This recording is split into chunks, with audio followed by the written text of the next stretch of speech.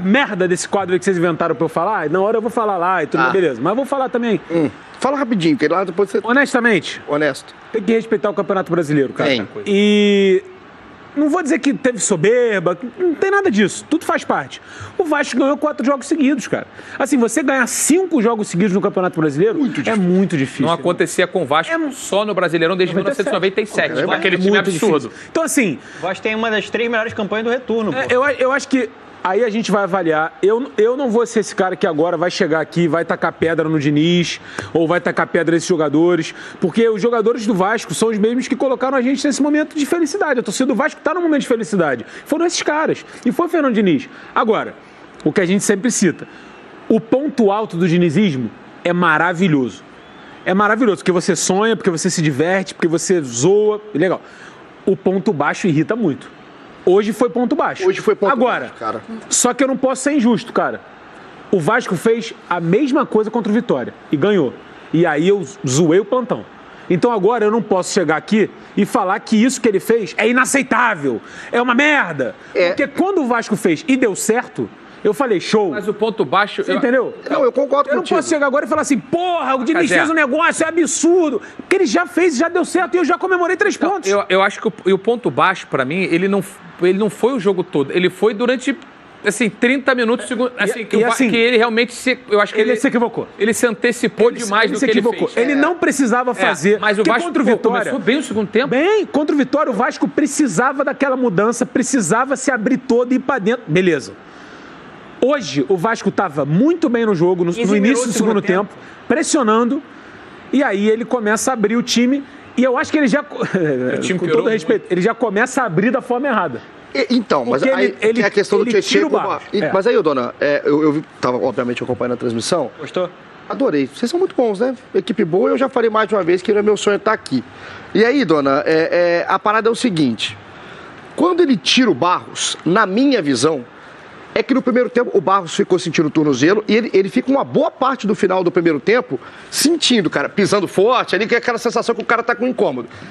Eu acho que o Diniz pensou assim, velho, eu não posso deixar o Barros em campo, tirar o Tietchan, fazer a opção de tirar o Tietchan, o Barros sente depois, eu sou obrigado a fazer mais uma substituição de um volante por um volante. Então, eu acho que ele foi uma escolha e ele deixou o Tietchan em campo. Eu acho que ele tem que explicar isso na coletiva. Eu acho também, inclusive eu tô até curioso. Agora, entender ou não ser cedo, eu acho que passa muito pelo primeiro tempo. Eu não achei o Vasco mal no primeiro tempo. Também não. Eu não acho que o Vasco mal no primeiro tempo. Eu acho que o Vasco começa... até do Luca Bob, mas é por isso que o Bob falou cedo. no final do primeiro tempo. Mas olha só, ele era justo 1-0 do São Paulo. Mas só pra deixar aqui... Não acho que é injusto, absurdo, mas assim, deixar grifado São Paulo, gente. Luca Bob, um dos líderes no quesito falador de groselha do Brasil.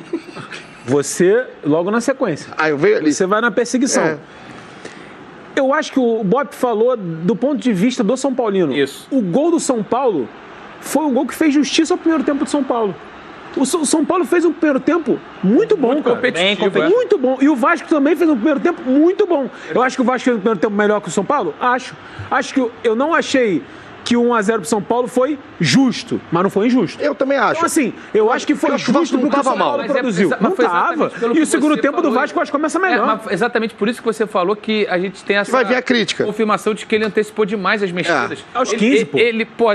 Ele poderia ter colocado o Verratti, mais um atacante, tirado um volante, beleza que fosse. Só que A segunda mexida dele, ele tira o Tietchan. E ele tirou o Coutinho do jogo. Assim, quando ele mexeu, o Coutinho não jogou mais. Não jogou. O Coutinho ficou 10 minutos sem tocar na bola. Pô. O Coutinho ficou dos 14 aos 22 sumido. Ele escolher tirar um volante naquele momento, ok.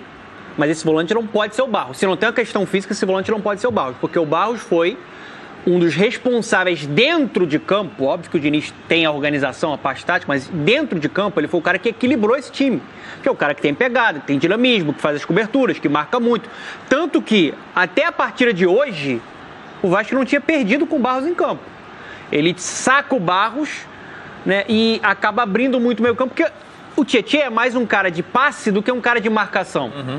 E aí, depois, quando ele tira o Tietchan e coloca o GB, o Coutinho vira o primeiro homem de meio campo, e um Coutinho já desgastado.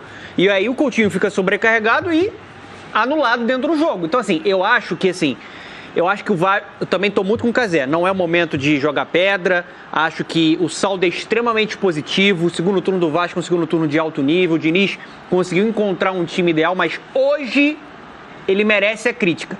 E por conta de noites assim, é que, na minha visão, quando ele abre o time dessa maneira, beira irresponsabilidade. Porque não é possível que a gente está vendo o jogo. Tá todo mundo vendo o jogo. A gente tem que ser verdadeiro aqui. Sim. Quando ele faz a mudança, todo mundo olha pro outro na bancada e fala assim... Pra quê? Pra quê? Agora? Eu até perguntei, eu falei, cara, o Tietchan vai sair... Cazé, o futebol... Dado momento, o Vasco... o time era o primeiro volante do Vasco. O futebol não tem mistério, pô. Você tá enfrentando um time do outro lado, que tá fazendo time... Essa aqui foi pica, hein? O futebol não tem mistério, pô. Essa foi pica. Você tá enfrentando o São Paulo do outro lado. Briga direta contra a Libertadores. Competitivo. O que aconteceu? 2-0. Então, mas, Ele tá exposto, pô. Mas aí, eu vou tentar fazer alguns contrapontos aqui, tá? Porque a gente tá acho importante tá também. todo mundo no mesmo lado, beleza, mas vou fazer alguns contrapontos. O Vasco teve ocasião de gol depois das mexidas? Não. Teve uma com o Andrés Gomes, que ele sai cara a cara.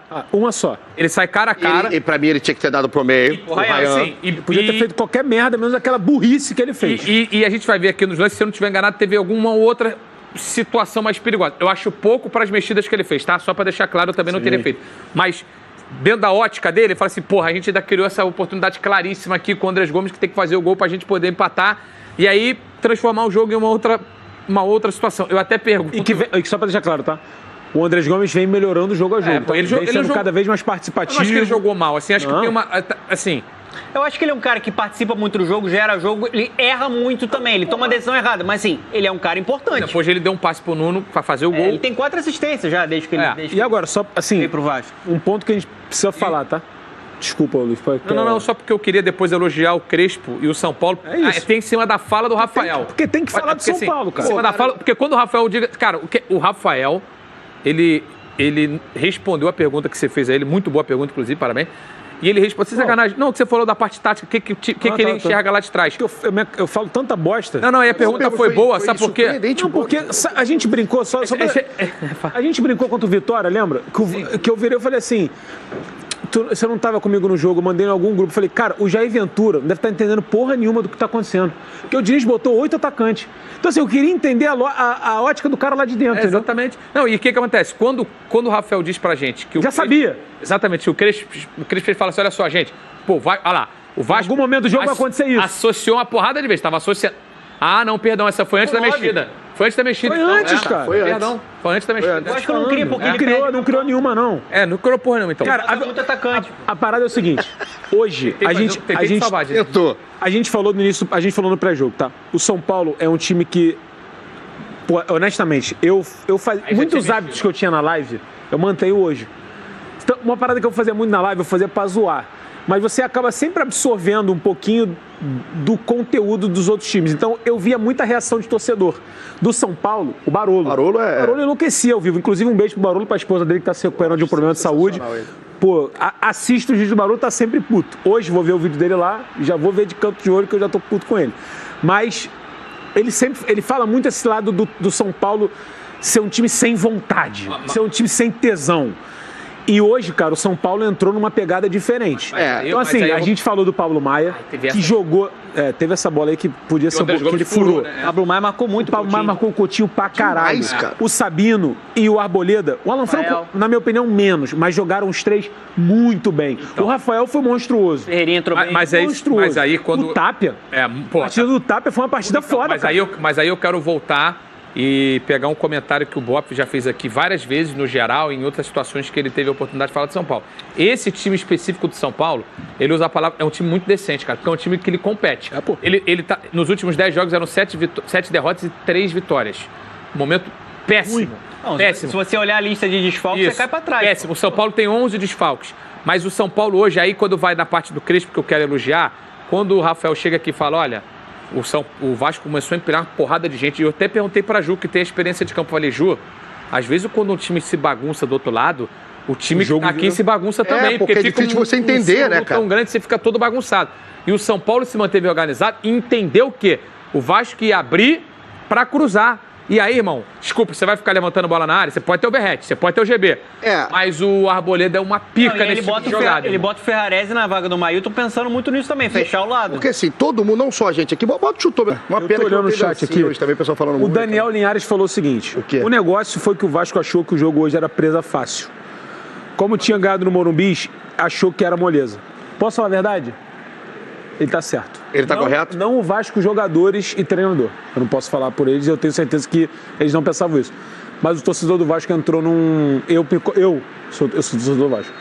Entrou nesse oba-oba aí. De olhar pro São Paulo e falar, vai tomar porrada. De verdade, tô falando na moral, tô falando na boa. Salto alto? Não é salto alto, acho que o Mas momento do Vasco dizia Acho que o otimismo isso. não combina. Mas, cara, mas o momento do São Paulo também... Pô, O desculpa. momento do São Paulo era um momento de... A combinação Não vou dizer do de momento... baixa, porque Não. o São Paulo veio de vitória contra o Bahia. Sim, mas, pô, antes assim, disso- os momentos eram diferentes. Exatamente. O Vasco... vou te falar, Jogando mais bola, gente. tava um certo oba-oba. Aí tu tem o Ancelotti, aí o Ancelotti vai ver o Paulo Henrique, o Coutinho, o Léo Jardim, o Ryan. Aí tem... Gostou de alguém? Tem esse clima... O Paulo Henrique jogou bem. Aí, cara, vamos até mostrar o lance do pênalti aí. O pênalti é idiota, mas o Solta Paulo aí, Henrique joga bem. o meu diretor lá, ó. O pênalti no final do primeiro tempo, né? Último lance do primeiro E, tempo. cara, ele não é claro assim no lance assim de ver, né? Mas é pênalti, né, gente? É pênalti. É pênalti, não tem muita discussão. Na hora Cara, que Mas isso me incomoda muito. Olha isso aí, gente. O Wilton tá bem posicionado. Ele viu o lance. Ele vê o lance, ele não dá deixa eu pênalti. falar um negócio. Aí é a muleta no VAR. Mas é toda hora. Toda hora, pô. Toda hora o Wilton espera. Mas eu concordo com o Dona, mas eu estava olhando o lance aqui agora, tentando analisar com toda a movimentação na cabeça do O Wilton. Fred Duarte falou, como torcedor do São Paulo, digo e confirmo, a gente também achou que o Vasco ia ganhar. Exatamente. E assim, sabe o que é difícil? Tu perdeu o que ele fez aqui Quando no você programa. analisa... Eu não porque, acompanho pô, se eu mais. falo assim, Analisando analisando a a cabeça do Wilton, você